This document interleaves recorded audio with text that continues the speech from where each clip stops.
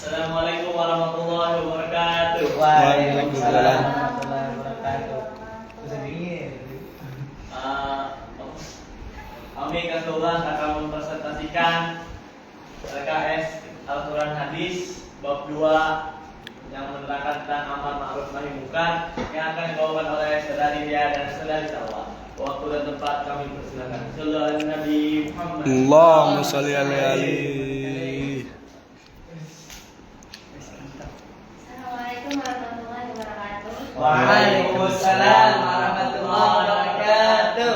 Kami akan menjelaskan bab 2 yang berjudul amar ma'ruf nahi munkar. Di dalam bab 2 terdapat Quran surah Ali Imran surah ketiga ayat 104 dan berbunyi. Bismillahirrahmanirrahim. Wa ta'munukum wa yad'una ila khair wa ya'muruna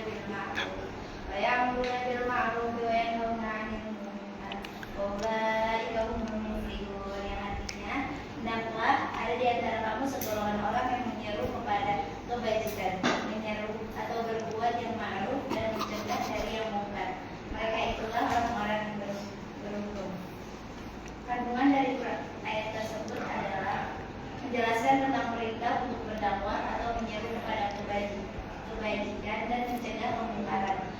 Lafal minhum pada ayat ini diartikan oleh sebagian ulama dengan makna sebagian. Dengan demikian, perintah berdakwah yang dipesankan oleh ayat ini tidak tertuju pada setiap orang. Ayat ini mengandung dua macam perintah. Pertama, perintah kepada seluruh umat Islam agar membentuk dan menyiapkan satu kelompok khusus yang bertugas melaksanakan dakwah. Kedua adalah perintah sebagai kelompok khusus itu untuk melaksanakan dakwah kepada kebajikan dan mencegahnya. Selanjutnya, ayat tersebut menggunakan dua makna yang berbeda dalam lafaz perintah berdakwah. Pertama adalah kata yaquluna yang berarti menyeru, dan kata ya'muru yakni yang berbeda itu menunjukkan keharusan adanya dua kelompok dalam masyarakat Islam. Kelompok pertama yang bertugas mengajak dan kelompok kedua yang bertugas memerintah dan melarang. Kedua kelompok itu tentulah memiliki kekuasaan di bumi. Ini merupakan salah satu sisi, sedangkan sisi kedua adalah melaksanakan kekuasaan memerintah dan melarang. Agar kebajikan dapat terwujud dan kemungkaran dapat sirna, nilai-nilai tersebut dapat berbeda antara satu tempat dengan tempat atau waktu yang lain. Perbedaan, perubahan, dan perkembangan ilmu itu dapat diterima oleh Islam selama tidak bertentangan dengan nilai-nilai universal. Al-Khair merupakan nilai universal yang diajarkan oleh Al-Quran dan Hadis. Sedangkan Al-Ma'ruf merupakan sesuatu yang baik menurut pandangan umum suatu masyarakat selama sejalan dengan Al-Khair. Adapun Al-Munkar adalah sesuatu yang dinilai buruk oleh suatu masyarakat serta bertentangan dengan nilai ilahi. Paling tidak ada dua hal yang perlu digarisbawahi berkaitan dengan ayat tersebut. Pertama, nilai-nilai ilahi tidak boleh dipaksakan, tetapi disampaikan secara persuasif dalam bentuk ajakan yang baik. Kedua adalah Al-Ma'ruf yang merupakan kesepakatan umum masyarakat. Hal ini sewajarnya diperintahkan. Demikian juga Al-Munkar seharusnya dicegah, baik yang memerintahkan dan mencegah itu pemilik kekuasaan maupun bukan. Di sisi lain, karena keduanya merupakan kesepakatan suatu masyarakat, kesepakatan itu bisa berbeda antara suatu masyarakat muslim dalam masyarakat muslim yang lain. Bahkan antara satu waktu dan waktu lain dapat suatu masyarakat tertentu. Dalam konteks makro, Al-Quran membuka pintu yang cukup lebar dengan menampung perubahan nilai-nilai dalam perkembangan politik masyarakat. Hendaklah ada di antara kamu suatu golongan yang menyeru pada kebaikan ajaran Islam dan menyeru pada ma'ruf dan melarang pada kemungkaran. Orang yang melaksanakan hal tersebut termasuk orang-orang beruntung atau berbahagia. Lafal tersebut untuk menunjukkan sebagian, karena yang diperintahkan itu merupakan fardu kifayah, tidak harus seluruh umat dan tidak pula dianjurkan bagi setiap orang. Misalnya orang bodoh. Adapun orang yang diajak bicara dalam ayat ini ialah kaum mukminin seluruhnya. Mereka terkena taklif agar memilih suatu golongan yang melaksanakan kewajiban ini. Realisasinya adalah hendaknya masing-masing anggota kelompok tersebut mempunyai dorongan dan mau bekerja sama untuk mewujudkan hal ini dan mengawasi perkembangannya dengan kemampuan yang optimal. Jika mereka melihat kekeliruan atau penyimpangan dalam hal ini, segera kembalikan ke jalan yang benar. Kaum mukminin di masa permulaan Islam berjalan pada sistem ini, yaitu melakukan pengawasan terhadap orang-orang yang melaksanakan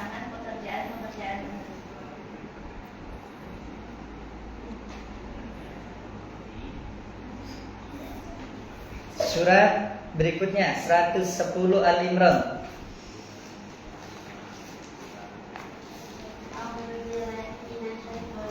Amin.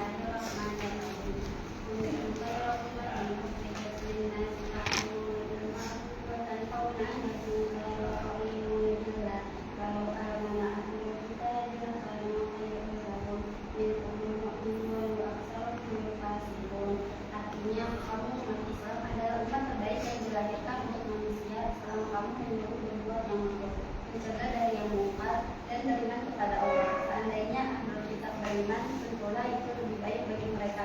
Di antara mereka ada yang beriman dan kebanyakan mereka adalah orang-orang fasik. Kandungan surat Al-Imran dalam firman-Nya surat Al-Imran di atas Allah Subhanahu wa taala menyebutkan bahwa umat Nabi Muhammad SAW merupakan sebaik-baik umat manusia dalam hal keimanan dan amal perbuatan. Allah Subhanahu wa taala memerintahkan kepada umat muslim untuk berdakwah, menyerukan kebenaran dan mencegah kemungkaran.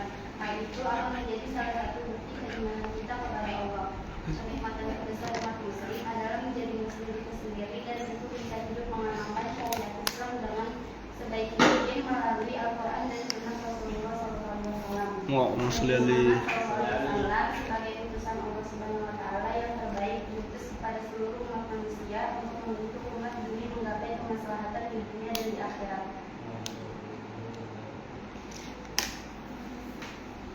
Lalu karena itu Nabi Muhammad SAW digaleri Nabi dan Rasul terbaik hingga umatnya pun mendapat gelar sebagai umat terbaik. Gelar umat terbaik yang disematkan pada umat Islam sudah ditegaskan oleh Allah dalam Quran Surah Al-Baqarah ayat 143 dengan sebutan ummatan wasatun, serta dalam surat Al-Imran ayat 110 yang disebutkan kuntum khaira ummatin yang diberi nikmat sempurna berupa Islam. Makna wasat pada dasarnya berarti pilihan dan keseimbangan. Dapat disimpulkan bahwa umat Islam adalah umat pilihan yang menjalani kehidupannya dengan penuh keseimbangan dan tidak berlebihan dalam hal apapun. Adapun sebutan umat terbaik yang dijelaskan dalam Al-Quran menurut Syekh Abdullah At-Talibi mulanya ditujukan untuk generasi para sahabat Rasul. Meskipun demikian, beliau menambahkan bahwa siapapun yang menjalani hidupnya dengan iman yang benar dan juga menyeru kebaikan dan mencegah kemungkaran layak disebut umat terbaik. Seruan kebaikan dan larangan kemungkaran itu harus dilakukan dengan cara baik pula. Adapun golongan orang yang berlebih-lebihan dan tidak konsisten dalam menyeru kebaikan dan mencegah kemungkaran, status sebagai umat terbaik yang melekat pada mereka telah sempurna, meskipun tidak keluar dari kebenaran beragama Islam dan anugerah iman. Disebutkan dalam hadis yang artinya, sungguh kalian sebanding dengan 70 umat, sedang kalian adalah yang terbaik dan mulia di antara mereka di hadapan Allah Masya Allah. Hadis riwayat Ahmad. Allah. Dalam tafsir Al-Bahar Al-Majid Ibnu Ajibah menafsirkan ummata wasata dengan menyebutkan Allah Subhanahu wa taala menjadikan kita umat Islam terbaik.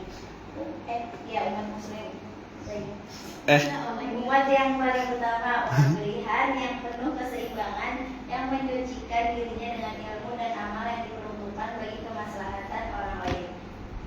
Dengan kata lain, umat Islam menjadi umat terbaik di antara umat-umat lainnya disebabkan oleh semangat akan menimba ilmu dan penerapannya di tengah-tengah masyarakat. Seseorang akan dinilai ilmunya bermanfaat atau tidak dengan sejauh mana peranannya dan implementasi atas ilmu tersebut di tengah-tengah masyarakat guna memberi kemaslahatan.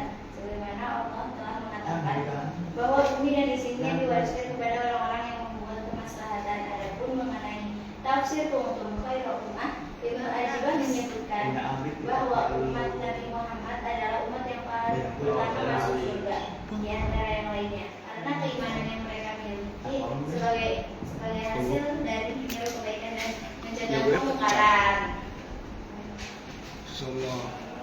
Karena itu, sebagai umat yang diberi keistimewaan oleh Allah Subhanahu wa taala, kita harus senantiasa memperbaiki diri dengan ilmu dan amal agar termasuk umat Allah. yang benar-benar terbaik sesuai kriteria Al-Quran dan Sunnah Rasul. Memperbaiki diri dengan ilmu dan amal bisa dilakukan dengan cara memperdalam ilmu agama, juga ilmu lainnya yang menopang kehidupan manusia, serta senantiasa berusaha untuk mengabdi kepada masyarakat sekitar. Tidak ada cara lain menjadi yang terbaik tanpa melakukan sesuatu yang terbaik pula. Seseorang yang berusaha untuk memberikan yang terbaik di jalan Allah, termasuk cinta kepada diri sendiri, sesama, dan Allah Subhanahu wa Ta'ala. Surat Al-Maidah ayat 78-80. Surat Al-Maidah artinya adalah jamuan atau hidangan. Surat Al-Maidah adalah surat kelima dalam Al-Quran. Surat ini terdiri atas 120 ayat dan termasuk golongan surat Madaniyah. Sekalipun ada ayat-ayatnya yang turun di Mekah, ayat tersebut diturunkan sesudah Nabi Muhammad hijrah ke Madinah, yaitu pada waktu peristiwa Haji Wada. Surat ini dinamakan Al-Maidah atau hidangan karena membuat kisah pengikut-pengikut setia Nabi Isa yang meminta kepada Nabi Isa agar Allah menurunkan untuk mereka Al-Maidah, hidangan makanan dari langit, ayat 112. Surat ini juga dinamakan Al-Wuqud atau perjanjian karena kata itu terdapat pada ayat pertama surat ini, di mana Allah menyuruh agar hamba-hambanya memenuhi janji terhadap Allah dan perjanjian-perjanjian yang mereka buat dengan sesamanya. Dinamakan juga Al-Muqis yang menyelamatkan karena akhir surat ini mengandung kisah tentang Nabi Isa yang menjadi penyelamat pengikut-pengikut setianya dari azab Allah.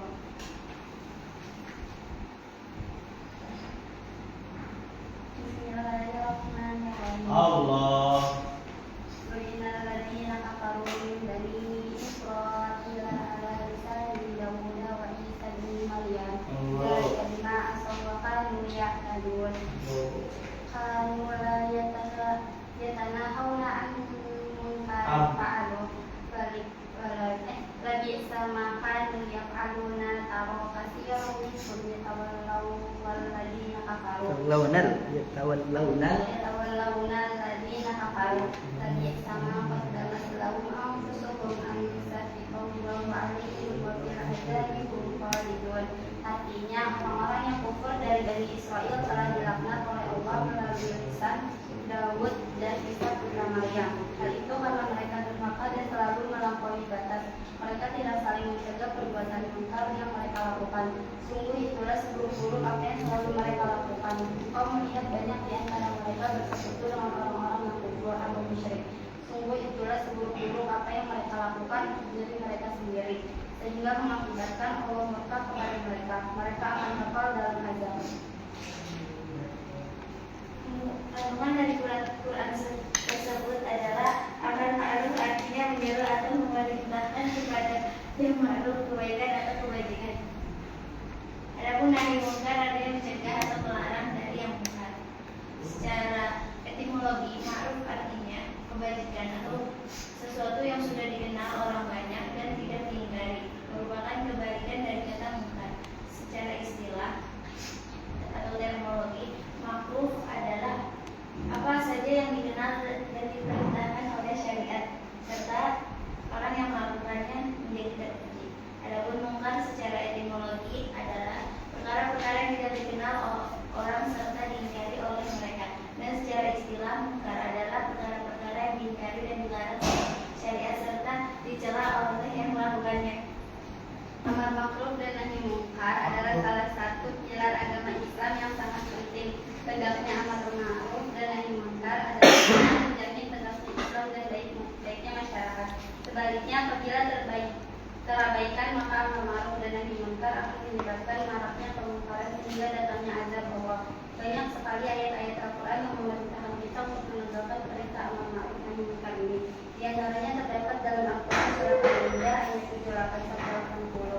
Dalam surat Al-Maidah ayat 78, Allah menyatakan bahwa orang-orang kafir Bani Israel telah dilaknat secara langsung dengan Isa Nabi Daud dan Nabi Isa, dikarenakan mereka itu selalu berbuat durhaka dan berpindah melampaui batas, di mana perbuatan yang demikian itu sangatlah dibenci oleh Allah.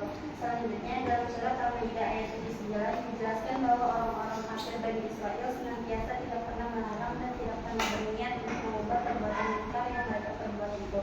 Bahkan mereka melakukan perbuatan munkar itu dengan terang-terangan. Mereka tidak menyadari dan tidak mengetahui perbuatan itu adalah amat buruk dan sangat dimurkai Allah.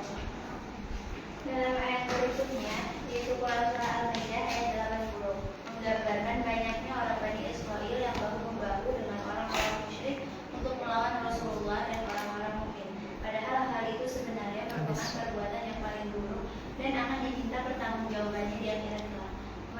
memperoleh balasan yang setimpal dengan perbuatan dan sikapnya itu, yakni berupa siksaan yang kekal dalam neraka jahanam. Demikian Allah mencela orang-orang yang berbuat munkar secara terang-terangan dan tidak saling mengingatkan antara satu dengan yang lainnya. Terdapat hadis dari riwayat Muslim tentang amar ma'ruf nahi munkar. Haddatsana Syu'batul kilahuma an Qais bin Muslim an Tariqi bin Syihab wa hadha haditsu Abi Bakr qala awwala man bada'a bil khutbati yaumal id qala sholati marwanu faqama ilaihi rajulun faqala sholatu qabla khutbah faqala qad turika ma hunalika faqala Abu Su'id amma hadha faqad qadha ma alaihi sami'tu Rasulullah sallallahu alaihi wasallam Allahumma man ara minkum Man ro'a. man ara minkum Ro'a. man ra'a minkum munkaran falyughayyirhu biyadihi fa in lam yastati' fa bilisanihi fa in lam yastati' fa biqalbihi wa dzalika adhaful iman. Rawahu Muslim.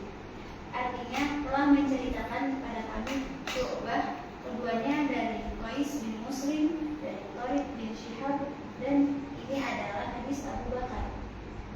Orang pertama yang berkhutbah pada hari raya sebelum sholat hari raya didirikanlah ialah Marwan.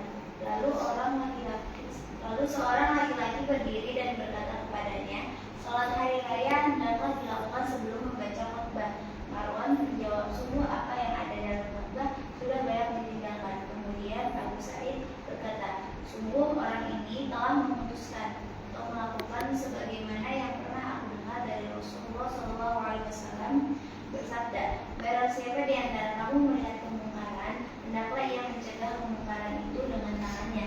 Jika tidak mampu, hendaklah mencegahnya dengan lisan. Jika tidak mampu juga, hendaklah ia mencegahnya dengan hati. Itulah selemah-lemahnya iman. Hadis riwayat Muslim. Kandungan dari hadis tersebut ialah menjelaskan tentang perintah mencegah kemungkaran yang terjadi di sekitar kita. Sikap tangkap tersebut berupa pencegahan terhadap kemungkaran apapun bentuknya sesuai dengan kemampuan, mulai dari pencegahan penanganan yang merupakan penanganan tingkat paling tinggi hingga yang paling rendah, itu dengan hati. Berdasarkan hadis, dalam mencegah suatu kemungkaran perlu dipertimbangkan dengan hal-hal berikut. Yang pertama, jika memungkinkan untuk menghilangkan kemungkaran tersebut atau mengurangnya, wajib hukumnya menghilangkan atau mengurangi kemungkaran tersebut. Kedua, jika tindakan menghilangkan kemungkaran tersebut akan mendatangkan kemungkaran yang lebih besar, tindakan tersebut tidak boleh dilakukan. Yang terakhir, jika tindakan menghilangkan kemungkaran tersebut mengakibatkan kemungkaran yang sama, hal ini perlu pertimbangan lebih lanjut lalu mengambil tindakan yang sesuai. Kemungkaran adalah segala perkara yang bertentangan dengan perintah Allah dan Rasulullah. Oleh sebab itu, sebagai umat Islam wajib mencegah kemungkaran yang terjadi di lingkungan kita. Tanggung jawab mencegah kemungkaran bukan hanya terletak di tangan ulama, pemerintah, dai, mufti, qadi, ustadz, dan sebagainya. Namun setiap individu muslim berkewajiban untuk melaksanakan amar ma'ruf nahi munkar. Adapun tahapan menegakkan amar ma'ruf nahi munkar yang dimaksud dari hadis itu adalah pertama, mencegah kemungkaran dengan tangan. Maksud mencegah kemungkaran dengan tangan di sini adalah menggunakan kekuasaan yang ada pada seseorang untuk menghalangi kemungkaran. Hal ini dapat dilakukan dalam lingkungan keluarga dan masyarakat. Seorang kepala rumah tangga berkewajiban memberi teguran kepada anggota keluarga yang lain jika mereka berbuat kemungkaran. Seorang pemimpin juga berkewajiban menertibkan kemungkaran yang terjadi di masyarakat dengan cara membuat aturan yang melarang perbuatan tersebut. Mencegah kemungkaran dengan lisan. Amar ma'ruf nahi munkar. Jadi ini dapat dilakukan dengan cara memberikan nasihat kepada orang yang melakukan kemungkaran agar mereka sadar dan kembali ke jalan yang benar. Dalam memberikan nasihat, kita harus memperhatikan adat-adat tertentu. Di antara adat memberikan nasihat adalah harus dilakukan dengan bahasa yang baik,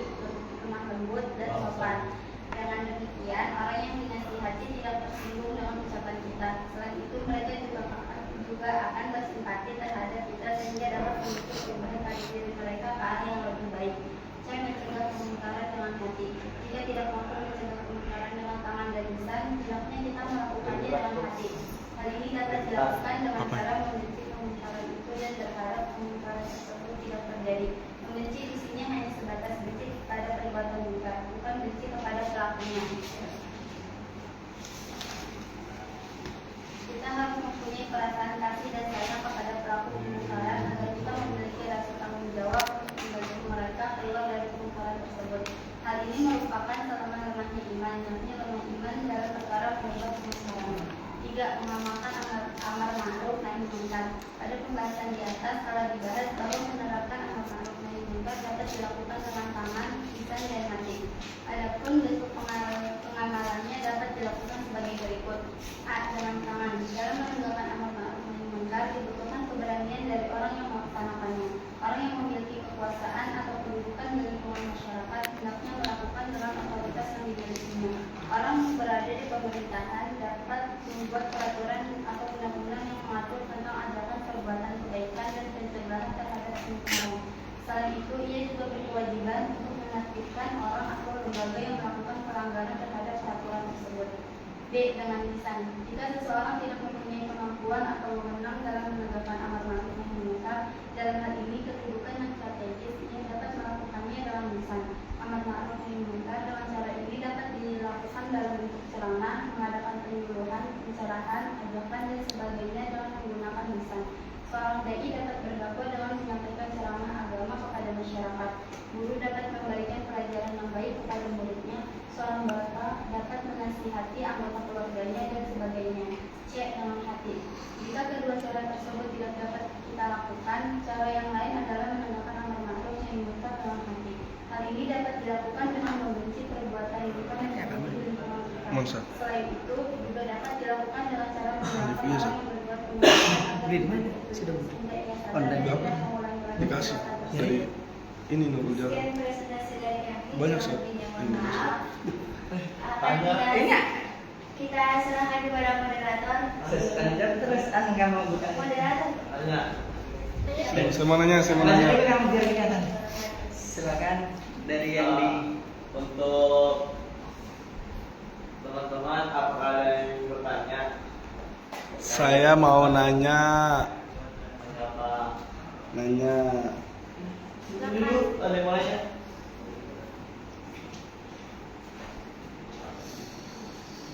Sekalipun ada ayat-ayat yang diturun di Makkah, ayat tersebut diturunkan sesudah Nabi Muhammad hijrah ke Madinah, yaitu pada waktu peristiwanya siapa?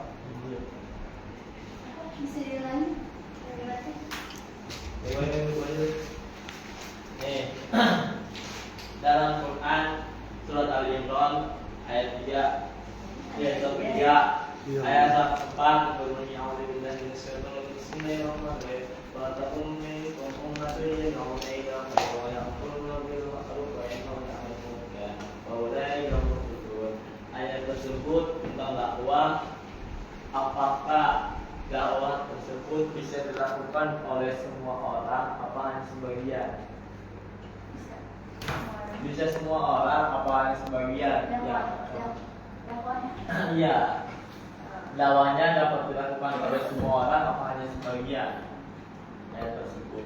Ayo dakwanya. Surat ketiga ayat 104. Apakah dakwahnya dapat dilakukan oleh semua orang apa hanya sebagian doang? Apa hanya sebagian orang yang dapat melakukan dakwah tersebut? Jawabannya ada di lafaz minkum. Minkum itu pada ayat ini diartikan dengan makna sebagian. Betul, Rapli? Betul. Apa baik lain? tidak. Udah mulai ya? Nanya Dam.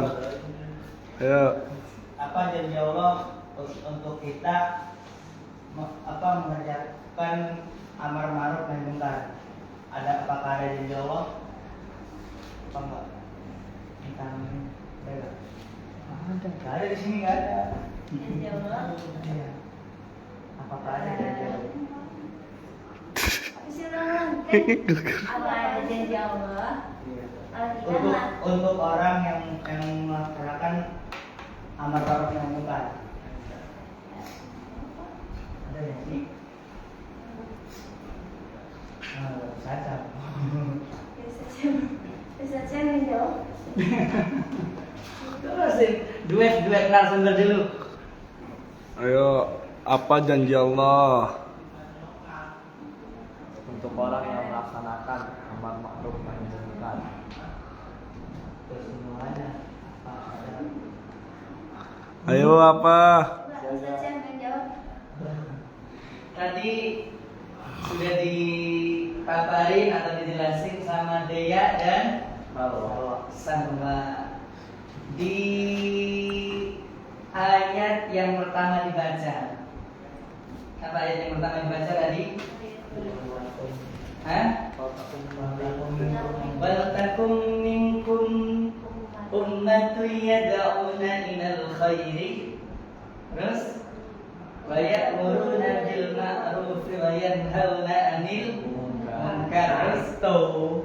Terus ulaika humul muflihun. Itu janji Allah. Kalau kamu amar ma'ruf nahi munkar, maka dijamin oleh Allah al-muflihun, jaminannya orang-orang yang beruntung, orang-orang yang menang, yang bahagia. Orang yang beruntung itu ya nanti utamanya di akhirat akan selamat dari semua azab dan akan masuk ke dalam surga. Nanti ayat yang berikutnya yang dibaca yang kedua, kuntum khairan ummah. Tadi kan beruntung itu selamat dari neraka, dari semua azab Allah dan masuk surga. Dipadukan dengan ayat yang lain yang kedua, kuntum khairan ummah. Dijanjikan oleh Allah, dijamin oleh Allah akan mendapat gelar sebagai umat terbaik. Nah, kuntum khairan umat terbaik ditafsirkan oleh siapa tadi yang dibaca? Aji baca apa? Nah, khairan ummah ditafsirkan dengan tafsir apa? Tadi kan ada yang dibaca. Siapa yang membaca tadi? Ini Nah, Al-Bahar. bukan tafsiran Ibnu Ajibah. Tafsirannya gimana tentang khairan ummah? Ada umat yang paling pertama masuk surga. Ada nggak? Dia baca coba. Membawa Umat yang paling utama, umat pilihan yang penuh keseimbangan. Bu, ada Nggak. paling Ajibah. paling bawah. Oh ini. Nah, baca. Coba. Dia masih belum ketemu. Dia masih bingung. Nggak lagi ketemu deh. Padahal dia tadi yang nerangin, saya dengerin masuk ke hati, malah dia nggak tahu. Coba. Ayo, Dea. Saya coret itu. Coba dia apa Ajibah penjelasan khairan ummah? Ih, bingung. Juga kamu kan ada dia yang nerangin. Ketemu. Coba. Masuk surga. Masuk surga. Umat adalah umat yang paling pertama masuk surga di antara yang lainnya. Nah, jadi itu jaminannya. Dipadukan pertama orang yang beruntung itu selamat dari semua azab dan masuk surga. Cuma ditambah masuk surganya malah spesial. Apa kalau masuk ke Monas Istiqlal paling depan sendiri. Jadi kalau kalian kemarin kan di Istiqlal ada di belakang, di atas atau di depan? Belakang sama di depan ada yang mana? Depan. Yang depan. Maka di surga pun juga kita ada yang masuk belakang, ada yang masuk paling depan. Maka umatnya Nabi Muhammad kalau menegakkan amar ma'ruf nahi munkar, jaminan seperti pertanyaan dari Ida, jaminannya adalah akan dijadikan oleh Allah sebagai orang yang beruntung dengan masuk surga duluan. Tadi dia yang nerangin pada. Iya, Ustaz. Hah? Itu saya coret dan tanya si Alif ya lebih ya? Iya, benar, Yang Sob. nerangin sampai tadi. Yang nerangin Ini Dea. saya coret nih keterangan dari dia. Keterangan dari dia saya coret. Langit dia pada. Tuh. Ini saya coret semua keterangan dari dia nih. Ayo ini. Udah yang lain. Ayo, yang lain. Ya, Ustaz. Satu lagi dari Om Rapli. Lagi.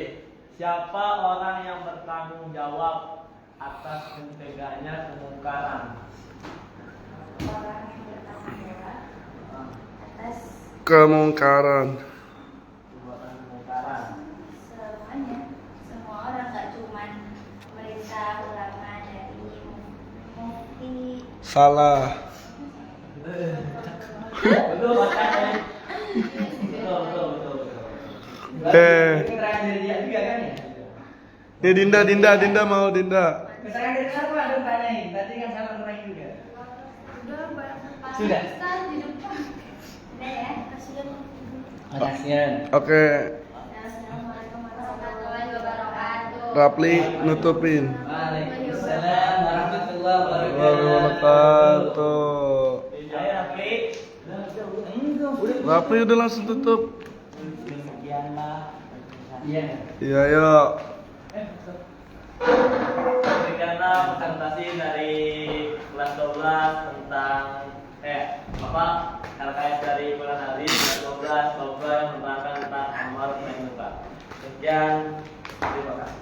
Assalamualaikum warahmatullahi wabarakatuh. Waalaikumsalam. Waalaikumsalam warahmatullahi wabarakatuh. Terima kasih kepada Rafli, Dea dan Salwa atas waktunya yang telah mempresentasikan dan alhamdulillah telah dipresentasikan dengan baik. Mudah-mudahan yang telah dijelaskan, dipaparkan, dipresentasikan oleh Dea dan Salwa sedikit demi sedikit sampai semuanya nantinya bisa kita aplikasikan, bisa kita amalkan, bisa kita terapkan, bisa kita implementasikan. Amin. Baik amar ma'ruf dan nahi munkar dengan segala metode yang ada. Metode dengan tangan, metode amar ma'ruf nahi munkarnya dengan lisan ataupun dengan hati itu minimal. Mudah-mudahan semuanya bisa mengamalkan agar kita semua menjadi orang-orang yang al-muflihun Amin. di dunia dan Amin. akhirat. Amin ya rabbal Alamin. Sebab sebab umat terdahulu itu oleh Allah tadi dilaknat sebabnya apa? Gak mau amar ma'ruf nahi munkar. Innal ladzina kafaru min ahlil kitab Fakinaat. siapa? Salwa. Ilmu baru yang itu mah ya, Pak. Iya, jadi Allah melaknat Bani Israel, Yahudi itu sekarang Israel itu dilaknat penyebabnya diantaranya apa? Nah, penyebabnya diantaranya la yatanahawna an munkarin. Ya. Selain bermaksiat kepada Allah, mereka tidak mau mencegah dari perbuatan yang mungkar. Maka ini saya sampaikan, jangan sampai anti apalagi membenci kepada orang-orang yang nahi munkar. Sebab sekarang ini udah zaman yang sangat-sangat miris karena yang menegakkan nahi munkar malah dibenci, dimusuhi. Padahal nahi munkar itu sangat beresiko. Kalau amar ma'ruf itu banyak yang senang, banyak yang undang, banyak yang bayar.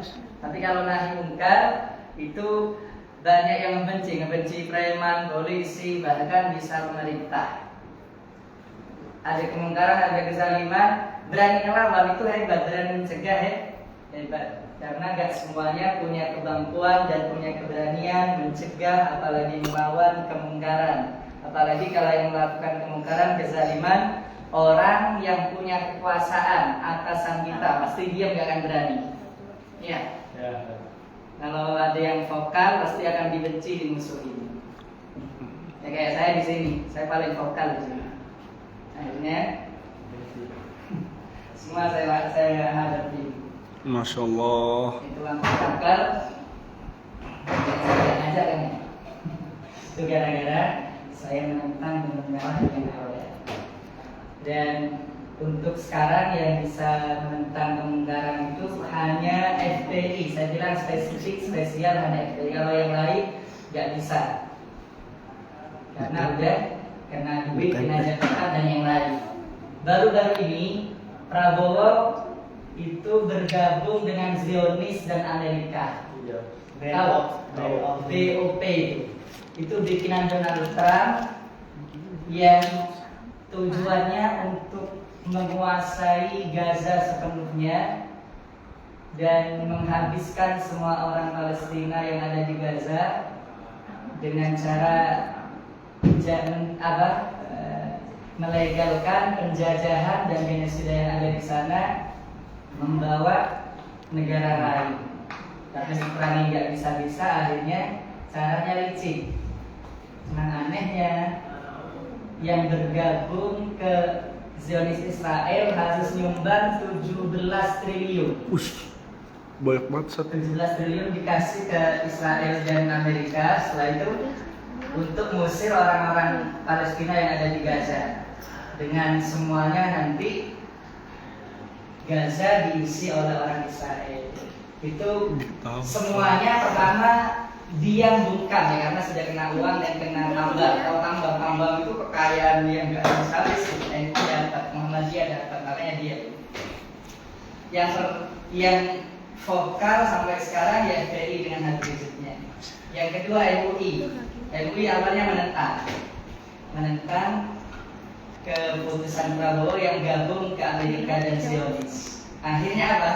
Karena MUI vokal diundang ke istana. Di antaranya Khairul Nafis. Khairul Nafis itu ya senior saya di situ gini. Sekarang jadi wakil ketua MUI pusat, diundang ke istana. Setelah diundang ke istana, langsung diiming-imingin, dibangunin gedung atau kantor MUI 40 lantai di HI. Kan ada hotel HI kan? Di HI Bundaran HI nanti akan dibangun kantor MUI sebanyak 40 lantai. Tinggi banget. 40 lantai di HI sana. Itu kan kayak Bundaran HI nanti hotel HI. Akhirnya apa? MUI yang awalnya menolak atau menentang Prabowo gabung ke Amerika dan Israel tiba-tiba langsung mendukung. Karena apa? Karena dibungkam dengan uang. Bukan hanya uang, pakai gedungnya terbesar, ngalahin kantor NU nanti. Jadi semuanya masih bisa dibeli. Prinsipnya bahkan akidahnya semuanya bisa dibeli, bisa digoyah. Kecuali apalagi sampai diancam dibunuh. Kalau nggak nurut saya culik, saya pasti makin takut. Dikasih uang aja langsung berubah. Ini balik. Dikasih jabatan berubah. Langsung balik. Sampaikan aja, sini kantornya MUI. Kasih duit langsung. Kalau berisik sekarang makin berani sampai ngirim surat selain ceramah di mana-mana. Itu pengkhianatan terhadap Undang-Undang 45, pengkhianatan terhadap semua rakyat Indonesia, pengkhianatan terhadap agama. Kenapa? Karena amanat Undang-Undang Dasar 45. Coba amanat Undang-Undang 45 apa isinya? Bahwa penjajahan dunia harus dihapuskan. Ini bukan dihapuskan, malah didukung, bahkan dibayar. Prabowo gabung ke Israel dan Amerika bayar 17 triliun. Padahal untuk dikasih ke sekolah-sekolah, ke rakyat yang miskin, dikasih ke Aceh dan Sumatera yang terkena musibah itu jauh lebih manfaat. Malah dikasih ke Amerika dan Israel. Yang tujuannya untuk melenyapkan harapan dari rakyat Palestina untuk merdeka. Karena di antara klausul isi perjanjiannya, rakyat Palestina nggak boleh memimpin dirinya sendiri, nggak boleh memimpin negara Palestina. Harus Israel yang nggak boleh. Kenapa? Kalau dari mana DOP? Ada yang cerita? Pak Ida tahu dari DOP tadi? Di tahun dari siapa bisa tahu? Sejarah. Enggak, itu baru itu. Oh, PLP ini ya dari internet. Baru dibikin Januari tanggal berapa itu ketika Prabowo gabung, sok hebat gabung ke sana ternyata apa? Setelah gabung malah Gaza dibombardir lagi, diserang lagi. Berarti kan itu dukung penipuan yang dilakukan oleh Israel dan Amerika dengan kedok perdamaian. Soalnya bilangnya perdamaian, Prabowo gabung karena diiming-imingin perdamaian, ternyata setelah gabung malah Gaza dibombardir dan nggak bisa disebut penjajahan lagi karena sudah didukung negara lain. Padahal negara-negara Eropa sudah anti Israel, Prancis, Inggris semuanya sudah anti Israel. Spanyol, kok tiba-tiba malah Indonesia malah mendukung bergabung. Ya.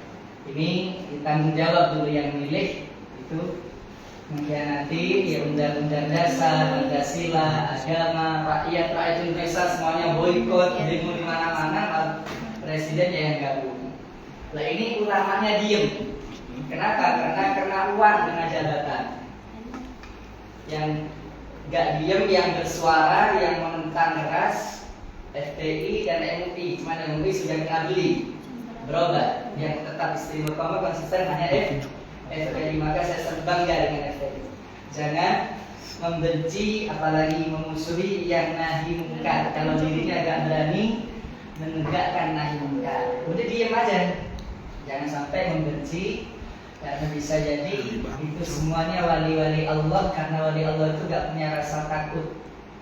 Ala inna awliya Allah la khawfun alaihim wa la hum yahzanun. Wali-walinya Allah gak ada rasa takut dan rasa sedih, rasa susah. Tapi udah jadi kita. Sudah bergabung, udah terikat udah.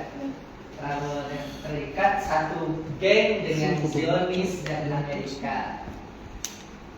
Tuh, siapa dulu yang milih? Jadi terus kami. Yang milih Rafli kan? Udah. Selesai, Ustaz.